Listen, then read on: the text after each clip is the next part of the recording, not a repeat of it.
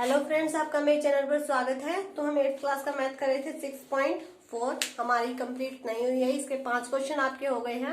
आज हम इसके आगे के 6, 7, 8, 9 क्वेश्चन करते हैं। इसी के साथ आपकी ये कंप्लीट हो जाएगी। और वही करना है, इनमें भी आपको भागफल विधि से ही निकालना है, या विधि तो आप इसमें और भी लगा सकते हैं, पर इसमें भागफल विधि से ही किए गए हैं तो आपको उसी से करना चाहिए। वैसे इनमें स्पेशल मेंशन तो नहीं किया गया है कि भागफल विधि से कीजिए, फिर भी पूरी एक्सरसाइज उसी पर बेस है तो हम उसी से कर लेते हैं। बाकी आप दूसरे तरीकों से भी कर सकते हैं, कोई दिक्कत नहीं है। ठीक है, तो हम शुरू करते हैं। आज ये एक्सरसाइज आपकी कंप्लीट हो जाएगी, कल हम 5th चैप्टर स्टार्ट करेंगे। 6th क्वेश्चन जो है वो दिया गया है। अगर इससे पहले वाले क्वेश्चन में किसी भी पार्ट में कोई दिक्कत आती है तो बता देना। किसी वर्ग की भुजा की लंबाई ज्ञात कीजिए जिसका क्षेत्रफल आपको दिया गया है। ठीक है, क्षेत्रफल आपको दिया गया है 441 मीटर का स्क्वायर। इसकी भुजा की लंबाई हमें ज्ञात करनी है। क्षेत्रफल आपका क्या होता है? भुजा का स्क्वायर होता है। ठीक है, तो भुजा निकालने के लिए हम क्या कर सकते हैं? रूट ऑफ क्षेत्रफल कर सकते हैं, कोई दिक्कत नहीं है। तो भुजा निकालने के लिए रूट क्षेत्रफल आपका दिया गया है, ये इसका रूट, तो इसका रूट हम भागफल विधि से निकालेंगे 441। ठीक है, ये दो तो 2 2 जा 4 और नीचे 4 और 1 आ गया तो 2 2 4, 1 से ही करेंगे 4 हो गया कंप्लीट। तो क्या आ गया? 21, यानी कि जो आपकी भुजा है वो क्या आ गई? 21 वही है। 441 का अगर आपको स्क्वायर पता है तो आप आराम से भुजा निकाल सकते हैं। तो यही क्वेश्चन है, बस बहुत ही आसान क्वेश्चन है। किसी क्वेश्चन में किसी तरह की कोई दिक्कत नहीं होगी। 7th क्वेश्चन में क्या दिया गया है? समकोण त्रिभुज दिया गया है। समकोण त्रिभुज कौन सा होता है? जो 90 डिग्री का कोण बनाता है, और जो 90 डिग्री का कोण बना रहा है वो बी पर बना रहा है। ठीक है, मतलब इस तरह से इसकी भुजाएं दी गई हैं। तो इसका ए पार्ट आपका क्या कहता है कि जो आपकी ए बी है वो 6 सेंटीमीटर है। ए बी 6 सेंटीमीटर है, बी सी आपकी 8 सेंटीमीटर है, और ये हमें बतानी है। ठीक है, तो ये हम कैसे बताएंगे? ये हम पाइथागोरस प्रमेय से बताएंगे। किससे बताएंगे? पाइथागोरस प्रमेय से बताएंगे। पाइथागोरस प्रमेय आपका क्या कहता है कि कर्ण का स्क्वायर, आधार का स्क्वायर प्लस लंब का स्क्वायर।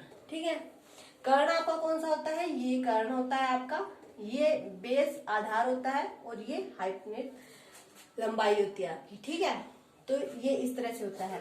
तो कर्ण तो हमें निकालना है, कर्ण का स्क्वायर तो आधार आपका कितना है? 8 है, यानी कि 8 का स्क्वायर प्लस लंबाई कितनी है? 6 का स्क्वायर। तो इसका स्क्वायर तो हमें निकालना ही है, 64 36। तो कर्ण का स्क्वायर जो है वो आपका इक्वल हो गया 100 के। तो कर्ण जो है वो इक्वल हो गया रूट ऑफ 100, स्क्वायर है उस पर जाकर रूट बन गया, तो 100 का रूट आपका 10 होता है। तो हम बता सकते हैं कि जो आपकी एसी होगी वो 10 सेंटीमीटर होगी। तो ये आप इससे निकाल सकते हैं। ठीक है, जैसे इसका बी पार्ट दिया गया है उसमें थोड़ा सा चेंजमेंट कर दिया गया है, मतलब है तो यही, ये बी है, ये सी है, ये ए है, लेकिन इसमें क्या कर दिया गया कि ए सी दे दी गई है 13 और बी सी आपकी 5 दे दी गई है, और ये आपको लंब निकालना है। तो सेम अप्लाई करेंगे, कर्ण का स्क्वायर, आधार का स्क्वायर प्लस लंब का स्क्वायर। कर्ण हमें दिया गया है यानी कि 13 का स्क्वायर, आधार 5 का स्क्वायर, ये हमें निकालना है, ये प्लस में है तो ये इधर आके माइनस का हो जाएगा। 13 का स्क्वायर माइनस 5 का स्क्वायर इज इक्वल टू लंबाई का स्क्वायर। ये आपका 169 होता है, ये 25 होता है, ये 144 लंबाई का स्क्वायर। तो लंबाई जो है वो इक्वल आ जाएगी आपकी 144 के रूट के, तो लंबाई जो है वो आपकी इक्वल आ जाएगी 12 सेंटीमीटर। ये जो भुजा है आपकी वो 12 सेंटीमीटर। तो जो 7th क्वेश्चन है उसके दोनों पार्ट में आप ये पाइथागोरस प्रमेय अप्लाई कर सकते हैं, क्वेश्चन आसानी से सोल्व हो जाएगा। ठीक है, अगर आपको कर्ण निकालना हो, आधार निकालना हो, लंब निकालना हो, कोई कुछ भी निकालना हो तो आप तीनों के लिए ये फॉर्मूला अप्लाई कर सकते हैं, और भुजा निकालनी हो तो आप इस तरह से निकाल सकते हैं। ठीक है, तो इसका नेक्स्ट क्वेश्चन क्या दिया गया है? नेक्स्ट क्वेश्चन में भी बहुत आसान है, आगे के 2 क्वेश्चन भी। तो 6, 7 क्वेश्चन आपका हो गया। अब हम करते हैं 8th और 9th क्वेश्चन। बहुत आसान क्वेश्चन दिए गए हैं इसके। तो 8th क्वेश्चन आपका क्या कहता है कि देखिए, एक माली है, उसके पास 1000 पौधे हैं, टोटल पौधे हैं उसके पास 1000, ठीक है। तो ये कह रहा है कि उनको इस प्रकार कराना चाहता है कि पंक्तियों की संख्या और कॉलमों की संख्या समान है। मतलब ये तो होते हैं आपके, ये कॉलम्स होते हैं, और ये होती है, ये आपकी पंक्तियां यानी कि रो होती है, ठीक है।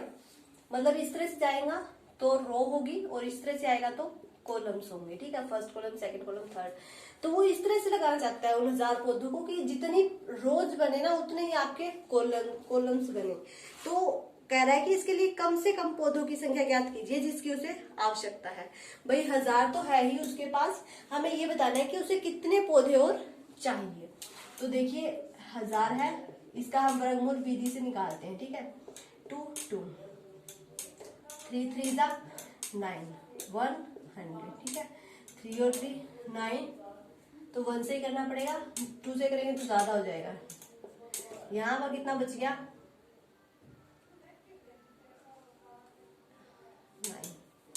9 बच गया, ठीक है।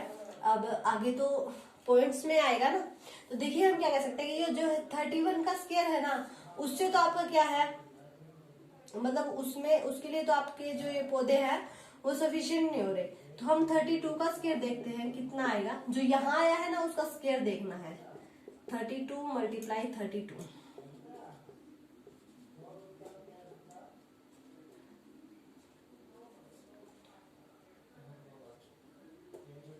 कितना आ गया 1024। तो उसके पास मतलब अगर हमारे पास 24 पौधे और मिल जाए, हमें 24 पौधे और मिल जाए तो वो 32 का आपका स्क्वायर बन जाएगा।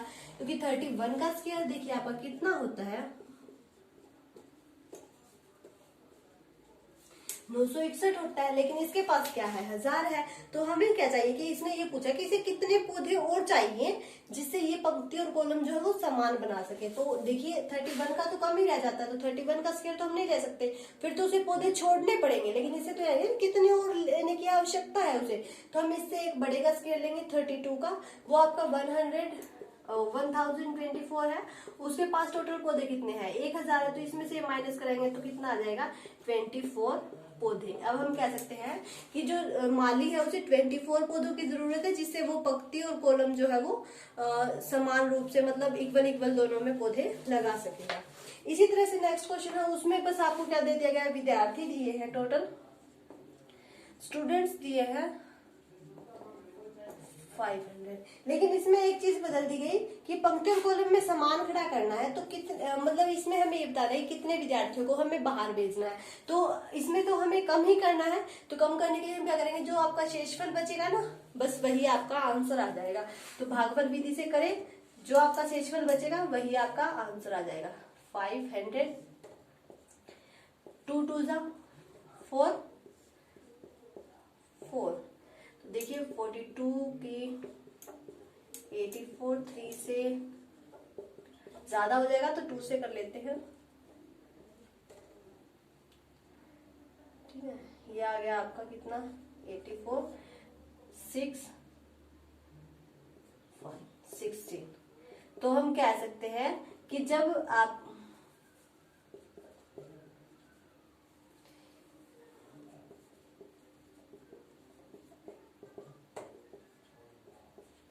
अगर इसमें से हम 16 विद्यार्थियों को बाहर निकाल देते हैं तो वो समान पंक्ति और समान कॉलम्स में जो है वो खड़े हो सकते हैं। तो इसमें तो बाहर निकालना था ना, इसलिए जो शेष बचा वो रख दिया। अगर इसमें भी हमें यही करना होता तो हमें इसका ये जो 9 है ना इसको मतलब कर देते, ये आपका आंसर हो जाता, ठीक है। लेकिन इसमें हमें ये बताना था कितने और चाहिए, तो 16 है भैया, ठीक है। तो इसमें हमें ये बताना था कि कितने और चाहिए, तो उसके लिए हमें जो नंबर हमारा है उससे बड़े का परफेक्ट स्क्वायर देखना पड़ा। और इसमें हमें ये बताना था कि कितने विद्यार्थियों को बाहर निकालना चाहिए जिससे एक परफेक्ट स्क्वायर बन जाए। तो हम 16 जो आपका शेष बचता है वो कह सकते हैं कि अगर हम इतने बाहर निकाल दें तो वो आपका एक जो है वो परफेक्ट स्क्वायर बन जाएगा किसका 22 का। तो इस तरह से आपको क्वेश्चन सॉल्व करने थे भागफल विधि से। अभी भी इनमें कोई दिक्कत आती है तो आप कमेंट करके बताना। वैसे तो बहुत इजी थे, दिक्कत नहीं आनी चाहिए, लेकिन पिछले पार्ट्स जो वो मैंने पूरे नहीं करवाए। अगर उन भी जो मैंने छुड़वाए हैं अगर आपसे नहीं हो पा रहे हैं तो आप कमेंट करके बता देना, हम नेक्स्ट वीडियो में उन्हें कर लेंगे, ठीक है। वीडियो अच्छी लगे तो इसे लाइक करना, शेयर करना, और अगर आप मेरे चैनल पर नए हैं तो सब्सक्राइब जरूर कर लें ताकि आपको आने वाले वीडियो के नोटिफिकेशंस मिलते रहे।